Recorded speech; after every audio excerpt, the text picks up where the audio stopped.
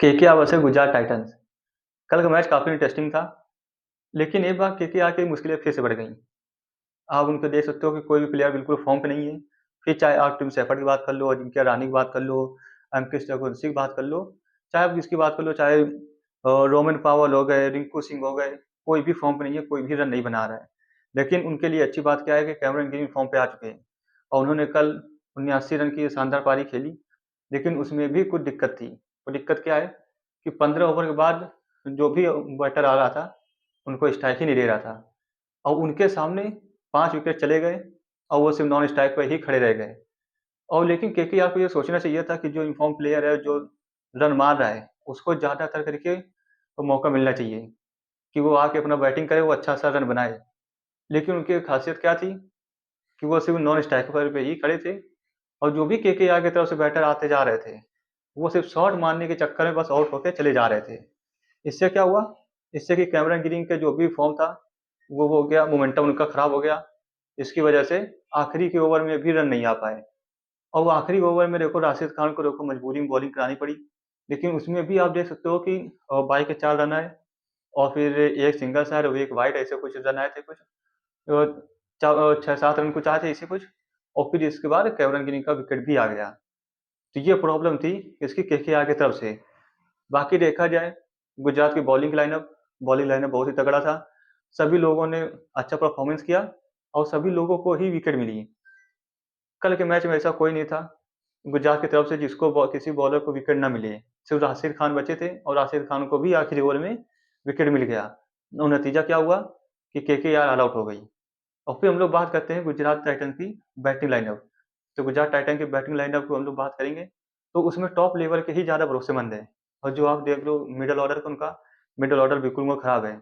लेकिन उनको अपने टॉप ऑर्डर पर ही इतना विश्वास है, चाहे साई सुदर्शन हो, सुमन गिल हो या जॉस बटलर हो। ये टॉप ऑर्डर ही इनका इतना तगड़ा है कि अगर वही चल जाते हैं तो अकेले एक तरफा मैच जिता के चले आते हैं।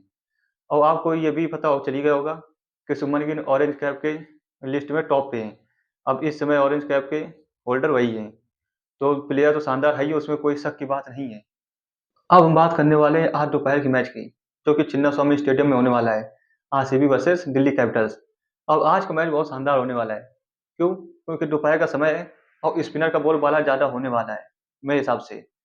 तो अगर स्पिनर के हिसाब से अगर देखा जाए, तो दिल्ली कैपिटल के लोगों स्पिनर ज़्यादा अच्छे हैं, क्योंकि उसकी उनकी तरफ है अक्षर पटेल खुद कप्तान। और फिर इसके बाद है कौन? कुलदीप यादव। वो भी अच्छे बॉलर है, किसी को बताने की जरूरत नहीं होगी कि कितने अच्छे बॉलर हैं। जब भी इंडिया की जरूरत होती है हमेशा वो विकेट लेके ही जाते हैं। और अभी फिलहाल उनकी देखो इकोनॉमी थोड़ा ज़्यादा चल रही है, तो उनको अगर आज फायदा मिलेगा तो उनको और भी ज़्यादा हौसला मिलेगा, तो आगे मतलब कि बढ़ने के लिए। और जैसा कि दिल्ली देखो स्टार्टिंग 2 मैच जीती, फिर इसके बाद स्टार्टिंग और फिर इसके बाद अभी लगातार 2 मैच हारती आ रही है। और हारी किसके खिलाफ?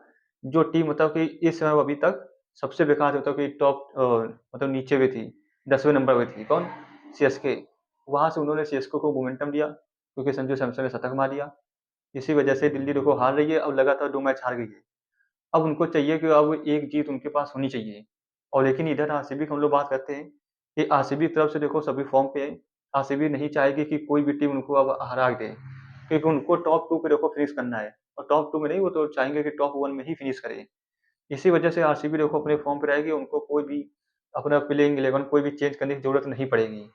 और इधर हम लोग बात करते हैं दिल्ली की तरफ से, तो दिल्ली की तरफ से भी हम लोग सबसे ज़्यादा फोकस किस पे करेंगे? केएल राहुल की तरफ से। क्योंकि पिछली बार जब चिन्ना स्वामी स्टेडियम में मैच हुआ था आरसीबी वर्सेस दिल्ली का, तो केएल राहुल का ये वाला सेलिब्रेशन आया था जब उन्होंने शतक मारा था। तो देखते हैं कि क्या मतलब कि वो चल पाएंगे आज। अगर केएल राहुल आज चल जाते हैं तो दिल्ली को बेनिफिट मिलेगा। लेकिन केएल राहुल को सोचना पड़ेगा कि थोड़ा वो अपना और टाइम लेंगे कि अपना पारी को बढ़ाएंगे, या आप कि वो ऐसे ही अपना सिर्फ मार के खेलेंगे। वो तो केएल राहुल के ऊपर है कि वो कैसा अपना चाहेंगे और दिल्ली उनको क्या रोल देना चाहेगी, वो केएल राहुल के हिसाब से। फिर इसके बाद हम लोग बात करते हैं किसी आरसीबी की बैटिंग लाइनअप की तरफ से। फिर शॉट विराट कोहली, दोनों ही इनफॉर्म प्लेयर हैं और विराट कोहली ऑरेंज कैप में टॉप 2 पे हैं। अभी तो टॉप 1 पे थे, अब तो सुमन गिल आ गए हैं, तो इसकी वजह से अभी टॉप 2 पे हैं। अब वो ये चाहेंगे कि वो अपना टॉप 1 पे फिर आ जाए। और जैसा सभी लोग को पता है कि वो रन के कितने भूखे रहते हैं, हमेशा ही एनर्जेटिक रहते हैं। और देखो उनके देखो चोट लगने के बावजूद भी देखो हमेशा देखो बैटिंग करने आए हैं, मतलब खेले हैं, ऐसा नहीं कि होता कि वो बैठ गए रेस्ट पे हैं, ऐसा कुछ नहीं है। तो आप सभी लोग को पता होना चाहिए कि विराट कोहली कितने ही मतलब भूखे रहते हैं रन के। तो हम लोग को कॉन्टेस्ट में क्या देखो बेनिफिट मिलने वाला है आज, तो लोग कॉन्टेस्ट देखेंगे किसका Phil Salt Virat Kohli versus अक्षर पटेल, क्योंकि अक्षर पटेल के सामने देखो रहेंगे कौन, विराट कोहली और फिल शॉट। और मेरे हिसाब से क्या लगता है कि शायद आज अक्षर पटेल को पावर प्ले में ही बॉलिंग करानी पड़ेगी, क्योंकि दोनों साइड ही राइट हैंडर आएंगे और राइट हैंडर की तरफ से उनका रिकॉर्ड ज़्यादा अच्छा है। अब हम लोग बात करते हैं दूसरे कॉन्टेस्ट की। वो कॉन्टेस्ट किसका है, रजत पाटीदार वर्सेस कुलदीप यादव। क्योंकि ये सभी लोगों को पता है रजत पाटीदार इस समय स्पिन को सबसे अच्छा खेल रहे हैं। तो आप देखते हो किसी और भी प्लेयर हो, सभी प्लेयर से अच्छा इस समय रजत पाटीदार स्पिन को ज़्यादा अच्छा खेल रहे हैं। और फिर हम लोग देखेंगे किसको, कुलदीप यादव को, कि कुलदीप यादव कैसी रजत पाटीदार को बॉलिंग कराएंगे, क्योंकि मेरे हिसाब से इनका आमना सामना होना तय है। अगर आमना सामना तय है तो हम लोग देखेंगे किसका पल्ला ज़्यादा भारी होगा। ठीक है। और फिर इसके बाद हम लोग बात करते हैं आरसीबी की तरफ से, और देवदत्त पडिक्कल देखो वो भी फॉर्म पे है, टिम डेविड वो भी फॉर्म पे है, रिमारियो शेफर्ड। और फिर हम लोग बात करेंगे कुणाल पांड्या की, कि कुणाल पांड्या देखो इस समय सबसे बेस्ट इसमें स्पिनर के काम पे कर रहे हैं। क्यों कर रहे हैं? क्योंकि वो कभी भी देखो बॉलिंग फास्ट भी करा देते हैं, समझ में नहीं आता कि कब वो फास्ट करा रहे हैं, कि कब वो स्लो करा देंगे, कि कब वो बाउंसर करा देंगे। उनका समझ में नहीं आ रहा है कि वो स्पिनर है कि फास्टर है कि क्या है। और उनसे ज़्यादा मतलब कि भुवनेश्वर कुमार ने भी बाउंसर नहीं डाली है, जितना उन्होंने बाउंसर डाला है इस समय। तो हम लोग इसका देखो कॉन्टेस्ट देखेंगे कि कौन ज़्यादा अच्छा से खेल पाएगा इनको, कुणाल पांड्या को। और फिर इस बार मैंने शायद कहीं सुना था कि कोई प्लेयर कह रहा था कि अगर कुणाल पांड्या यहाँ पे बहुत अच्छा करा रहा है तो हमें समझ ही नहीं आएगा कि हम इनके खिलाफ एक कौन सी स्ट्रेटजी लेके चलेंगे, कि वो क्या बॉलिंग कराते हैं। तो वो कॉन्टेस्ट ज़्यादा अच्छा होने वाला है। फिर इसके बाद बात होने वाली, हम लोग दिल्ली की बॉलिंग लाइनअप की तरफ बात करेंगे। लुंगी निगड़ी, इनके ऊपर ज़्यादा फोकस रहेगा, क्योंकि अगर आप लोग देखोगे टिम डेविड मारियो सेफर्ड ये सभी लोग देखो फॉर्म पे हैं। अब इनको ये स्लोवर वन कैसे डालते हैं कि जिससे कि वो उनको परेशान कर पाए, और टिम डेविड को या मारियो सेफर्ड को कैसे परेशान वो कर पाएंगे, वो उन फोकस उन पे रहेगा। फिर इस बार हम लोग बात करते हैं मुकेश कुमार, देखो ये बॉलिंग अच्छी कराएंगे। विपराज निगम, ये ठीक है। और फिर इसके बाद हम लोग बात करेंगे किसकी, फिर हम लोग बात करेंगे इसकी जॉकब डफी की। जॉकब डफी देखो अभी तक देखो बॉलिंग अच्छी करा रहे थे, कोई शक नहीं है, अभी भी अच्छी कराएंगे। और फिर इसके बाद हम लोग बात करेंगे किसकी, सबसे पहले सुजय शर्मा, देखो सबसे अच्छे देखो स्पिनर इस समय उनकी टीम में भी है। सुजय शर्मा हो गए तुम्हारे, और इसके बाद कुणाल पांड्या हो गए, ये तो अच्छे देखो स्पिनर है। और जॉस हेजलवुड, भुवनेश्वर कुमार देखो पता ही है कि देखो टी20 में या आईपीएल में सबसे सफल गेंदबाज है फास्टर के तौर पे। फिर इसका जॉस हेजलवुड भी अच्छे देखो है, पिछली बार मैन ऑफ द मैच यही बने थे। तो कोई भी शक नहीं है कि आज का मैच देखो दोपहर का जो है खतरनाक होने वाला है। अब हम लोग बात करने वाले हैं आज शाम के मैच की, जो कि हैदराबाद में होने वाला है, राजीव गांधी इंटरनेशनल पार्क में। ठीक है। और एसआर वर्सेस सीएसके के मैच में होने वाला है। और ये दोनों ही टीम अपना पिछला मैच जीतते हुए आई है। और जैसा कि आप लोगों ने देखा हैदराबाद की बॉलिंग लाइनअप पिछले मैच में कितनी खतरनाक बॉलिंग कराई थी। फिर आप चाहे बात कर लो किसकी, प्रफुल्ल इंगे की बात कर लो, या फिर आप बात कर लो किसकी, साकिब हुसैन की। दोनों ही देखो डेब्यूटेंट थे और दोनों ने ही चार चार विकेट लिए थे। और वैसे ही बॉलिंग आज भी करानी पड़ेगी इनको, अगर सीएसके के खिलाफ अगर जीतना है तो। क्योंकि सीएसके के खिलाफ देखो सभी लोग, जैसे कि आप लोग बात करो संजू सैमसन की ले लो, आयुष मात्रे की ले लो, ऋतुराज गायकवाड़ ले लो, ये देखो सभी फास्ट फास्ट बॉल खेल लेते हैं। इनका ही फास्ट बॉल में बहुत ही अच्छा स्ट्राइक रेट है। तो हम लोग बात करने वाले हैं आज की इनकी, प्रफुल्ल इंगे की या साकिब हुसैन वर्सेस संजू सैमसन, ऋतुराज गायकवाड़ और आयुष मात्रे। ठीक है, इनकी बात करने वाले हैं। लेकिन उसमें भी सबसे बड़ी बात क्या है, हैदराबाद की तरफ से देखो कप्तान पिछली बार देखो शायद 92 या 93 रन बना के आए हैं। तो उनका देखो कॉन्फिडेंस तो बिल्कुल हाई होगा। वो आज फिर से देखो चलने वाले हैं, और उसमें कोई शक की बात नहीं है। फिर इसके बाद हम लोग बात करेंगे किसकी, अभिषेक शर्मा और ट्रेविस हेड। ये लोग कैसे मतलब कि खेलते हैं, कि इनका मतलब कि क्या फॉर्म पर रहेगा, कि ये लोग रन बना पाएंगे कि नहीं बना पाएंगे। अभिषेक शर्मा को हम लोग बात करते हैं तो एक मैच में रन बना, फिर एक मैच में नहीं बना, फिर एक मैच में रन बना 48 के आसपास बनाए थे, और फिर दूसरे मैच में 0 पे आउट हो गए। तो इनका तो देखना पड़ेगा कि ये चलेंगे कि नहीं चलेंगे। लेकिन हैदराबाद वाले ज़रूर चाहेंगे कि ये ज़रूर चलें। फिर इसके बाद हम लोग बात करते हैं ट्रेविस हेड। ट्रेविस हेड तो देखो बिल्कुल फॉर्म पे नहीं है। और वो जो अपना खेल है सिर्फ एक ही शॉट ज़्यादा अच्छा खेल है, वो कौन, वो जो ऐसे हॉरिजॉन्टल शॉट खेल रहा है, वो ज़्यादा उनका अच्छा शॉट इस समय चल रहा है। अगर वो नहीं चल पाया तो फिर ट्रेविस हेड का एक बार फिर देखो फॉर्म खराब होगा। और जैसे बात करेंगे हेनरी क्लासन, हेनरी क्लासन की देखो हम लोग बात करेंगे, तो अभी तक देखो ऑरेंज कैप में ये भी थे, टॉप 1 में थे। लेकिन फिर आके विराट कोहली देखो इनसे छीन गए। ठीक है, तो इसकी वजह से ये टॉप 3 पे है अभी। उसमें इनको कोई दिक्कत की बात नहीं है कि ये चल जाएँगे। लेकिन हाँ, जैसे ये पिछले चल रहे थे, पिछले साल चल रहे थे ये छक्का-चौका होता कि खूब मार रहे थे। उसके मुकाबले देखा जाए तो ये इस बार थोड़ा स्लो खेल रहे हैं। मतलब स्लो इनका स्टार्ट चल रहा है, बाकी बाद में इनका अच्छा चले या ना चले वो बात अलग है। लेकिन स्टार्टिंग में बहुत ही स्लो खेल रहे हैं, बिल्कुल सँभल के खेल रहे हैं। और जैसे हो तो ये जाने जाते हैं कि धुआँधार से छक्के-चौके मारना चाहते हैं, वैसा इस बार इनका फ़ॉर्म नहीं आ रहा है। लेकिन ऑरेंज कैप की लिस्ट में ये भी है, तो इनको भूलना नहीं है। फिर इसके बाद हम लोग बात करेंगे नीतीश कुमार रेड्डी। नीतीश कुमार रेड्डी देखो फ़ॉर्म पे चल रहे हैं, वो हर मैच में उनसे उनके बैट से रन आ रहे हैं।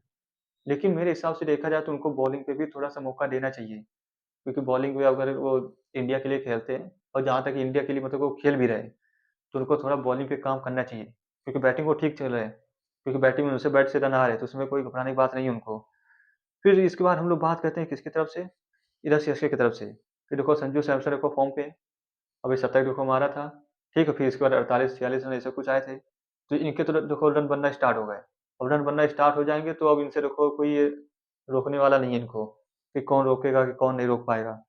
फिर इसके बाद बात करते हैं ऋतुराज गायकवाड़, ये देखो बिल्कुल फॉर्म पे नहीं है और मेरे हिसाब से ये अभी भी जैसा कि इनका माहौल चल रहा है, इनको अभी भी देखो ओपनिंग इनको छोड़नी चाहिए। ये इनको तीसरे नंबर पे आना चाहिए, वो आयुष मात्रे को तो संजू सैमसन के साथ ओपनिंग कराना चाहिए। क्योंकि अगर ये दोनों ओपनिंग करेंगे और दोनों फास्टर खेलते हैं, तो मेरे हिसाब से ज़्यादा अच्छा रहेगा, क्योंकि दोनों साइड से रन आएँगे। ऐसे क्या होता है संजू सैमसन के ऊपर ज़्यादा प्रेशर बन जाता है, तो ज़्यादा होता है कि वो शॉट मारने के चक्कर में आउट भी होने के चांसेस ज़्यादा रहेंगे, ठीक है? फिर इसके बाद सरफराज खान देखो फॉर्म पे चल रहे हैं, वो तो पिछली बार देखो हो गया था, तो आउट हो गए। शिवम दुबे, अब देखेंगे कि ईशान किशन शिवम दुबे के सामने कैसी बॉलिंग कराते हैं, कि क्या उनके लिए मतलब स्पिनर लाएँगे, कि स्पिनर उनके लिए नहीं लाएँगे, कि सिर्फ़ फास्ट बॉलिंग ही कराएँगे उनके सामने। वो देखने की बात है कि कैसे, क्योंकि आप सभी लोग को पता है, क्योंकि देखो शिवम दुबे हो गए और फिर इसके बाद जो ब्रेविस हो गए, ये दोनों स्पिनर बहुत ही तगड़ा खेलते हैं। तो ये देखने की बात है कि क्या मतलब कि ईशान किशन की क्या प्लानिंग रहेगी शिवम दुबे और ब्रेविस के साथ में। तो कैसे बॉलिंग लाइनअप उनके लिए लाते हैं। फिर जेमी वर्टन देखो अच्छा राउंडर है, उनकी बॉलिंग भी अच्छी है और बैटिंग देखो भी अच्छी है, बैटिंग में भी चौके-छक्के मार लेते हैं, ठीक है? फिर इसका नूर अहमद का देखो मेन रहेगा, क्योंकि नूर अहमद मेन स्पिनर इनकी टीम के, और वो कैसे उनको बॉलिंग पे अपना ऋतुराज गायकवाड़ वो करते हैं, वो ज़्यादा अच्छा फ़ॉर्म पे रहे। और पिछली बार देखो पर्पल कैप में शायद दूसरे नंबर पे थे, तो उनकी बात नहीं है, क्योंकि वो अभी भी फिर से फ़ॉर्म पे आ गए हैं पिछले मैच से। अंशुल कंबोज की देखने की बात रहेगी कि ट्रेविस हेड और अभिषेक शर्मा के सामने कैसी बॉलिंग कराएँगे, कि अभिषेक शर्मा और ट्रेविस हेड को रोक पाएँगे कि नहीं रोक पाएँगे। अगर नहीं रोक पाते, तो फिर वो हैदराबाद देखो बहुत ही आगे निकल जाएगा। क्योंकि अगर स्टार्टिंग में अगर उनके कोई भी एक चल गया बंदा, चाहे अभिषेक शर्मा हो या ट्रेविस हेड हो, फिर उनको रोकना नामुमकिन हो जाएगा। फिर उसके बाद देखो बैटिंग ही बैटिंग है और सभी लोग देखो बैटिंग कर ही लेता है। फिर इसके बाद खलील अहमद शायद रूल आउट हो गए हैं या कुछ चक्कर में, और फिर अकील हुसैन को देखेंगे, क्योंकि भाई वो स्पिन कराते हैं, तो कैसी स्पिन कराएँगे कि उनसे मतलब कि विकेट आए, क्योंकि देखो पिछले मैच उन्होंने को स्पिन कराई थी, बहुत ही अच्छी बॉलिंग कराई और विकेट भी शायद उनको मिला था, इतना मुझे याद नहीं है। तो आज का मैच देखो देखने में मज़ा आएगी। हाँ, एक मेन बात, एमएस धोनी के जो फैन है उनके लिए खुशखबरी है, क्योंकि एमएस धोनी देखो इसमें अपनी टीम के साथ ट्रैवल कर रहे हैं। लेकिन अभी ये कन्फर्म नहीं है कि आज मैच वो खेलेंगे कि नहीं खेलेंगे, लेकिन साथ में ट्रैवल कर रहे हैं। अभी उनके देखो जो भी इंजरी वगैरह जो भी है, तो अभी उनसे देखो रिकवर वो कर रहे हैं। उसमें आज लेकिन वो कन्फर्म नहीं है कि आज खेलेंगे नहीं खेलेंगे, लेकिन साथ में ट्रैवल कर रहे हैं। अभी तक साथ में ट्रैवल नहीं कर रहे थे। तो ये सीएसके फैन और धोनी फैन के लिए बहुत ही खुशखबरी की बात है। वो मेरे लिए भी है, क्योंकि मैं भी फैन हूँ उनका। तो चलिए देखिए आज के देखो मैच देखने में मज़ा आएगी, और आप लोगों को कमेंट में बताना भी है कि आप लोग किसके फ़ैन हो और कौन आज मैच जीतने वाला है। तो चलिए अगर आपको वीडियो पसंद आया हो तो वीडियो को लाइक कीजिए। चैनल पे नए हो चैनल सब्सक्राइब कर दीजिए। तो मिलते हैं कल।